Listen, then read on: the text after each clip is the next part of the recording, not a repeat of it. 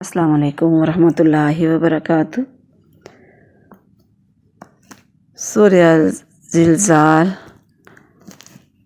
पारा नंबर 30 सूरह की मुकम्मल तर्जुमा और तफसीर।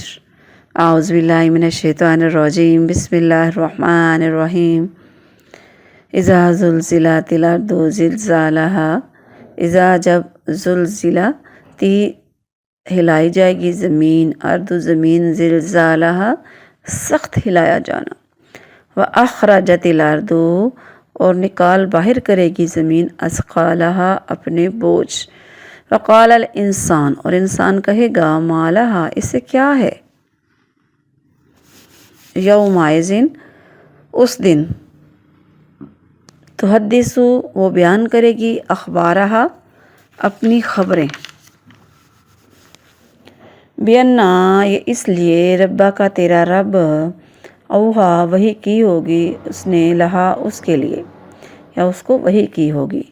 यौमाइज़िन उस दिन, यसदुरुन्नास लौटेंगे लोग, अश्तातन अलग अलग होकर, लियुरऊ ताकि वो देख लें, आमालहुम अपने अमलों को, फमन यामल पस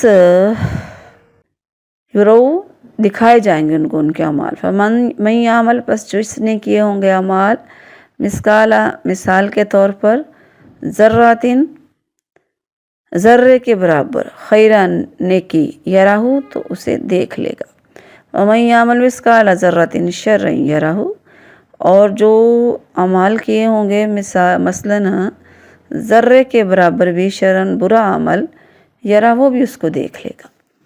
बामुहावरा तर्जुमा,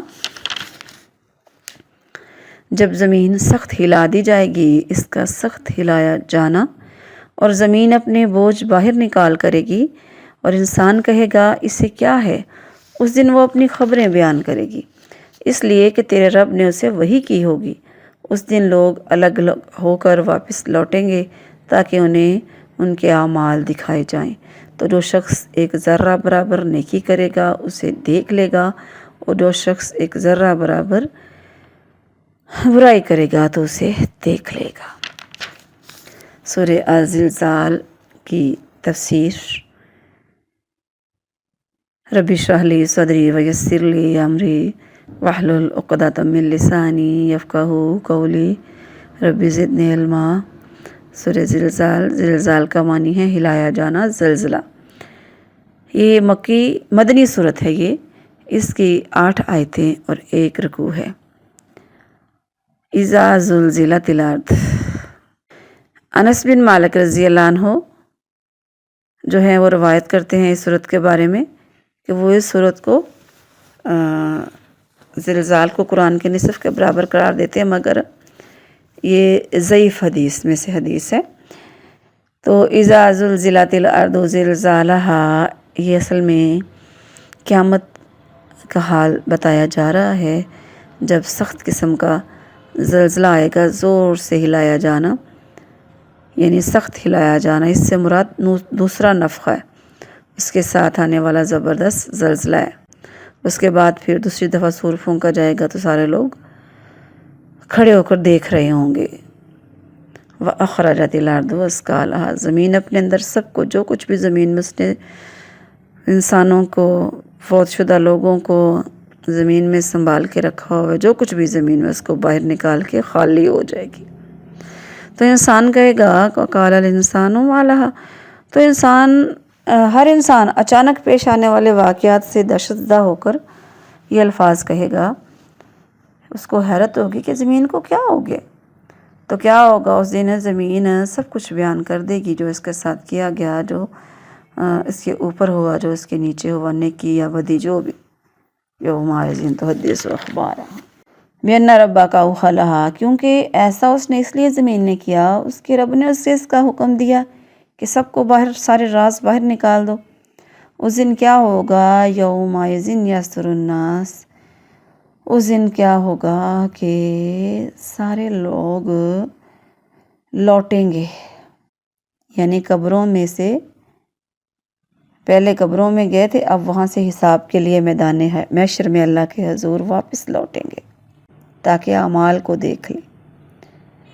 مطلب یہ ہے کہ ہر شخص اکیلا اکیلا اللہ تعالیٰ کے سامنے جواب دہی کے لیے پیش ہوگا، اس کا قبیلہ، اس کی جماعت، اس کے دوست احباب کوئی بھی ساتھ نہیں ہوگا۔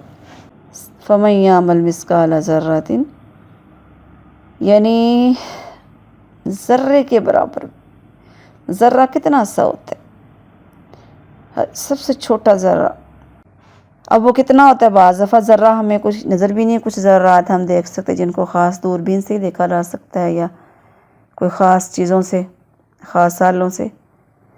تو مسلمان ہوں گے یا کافر ہوں گے، ذرہ برابر بھی نیکی کی ہوگی یا برائی کی ہوگی تو اس کو دیکھ لے گا خود ہی، اس کو اللہ کی طرف سے دکھا دیا جائے گا۔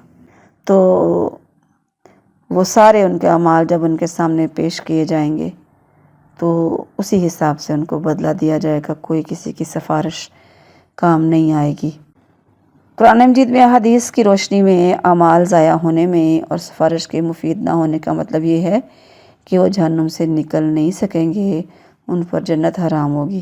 البتہ بعض اعمال یا کسی کی سفارش کی وجہ سے عذاب میں تخفیف ہو سکتی ہے، جیسا کہ ابو طالب کو صرف جو اللہ کے نبی علیہ السلام کے چچا تھے ان کو آگ کا جوتا پہنایا جائے گا۔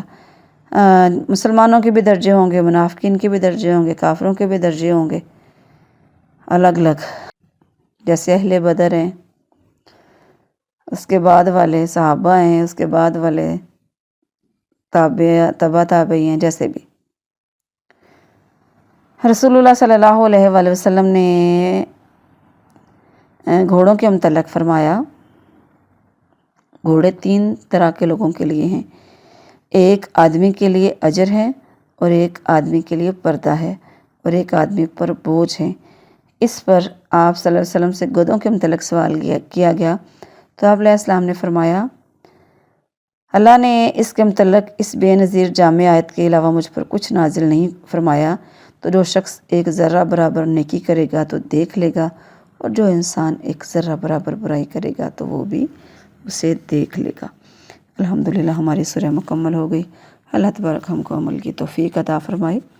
وما علیہ الا البلاغ المبین۔